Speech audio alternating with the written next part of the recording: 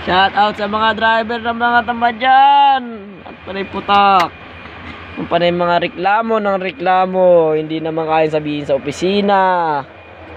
Yung mga sipsip, masyadong matatap, mayayabang, kala mo kung sino, hindi naman alam paano gumawa ng truck, panay putak.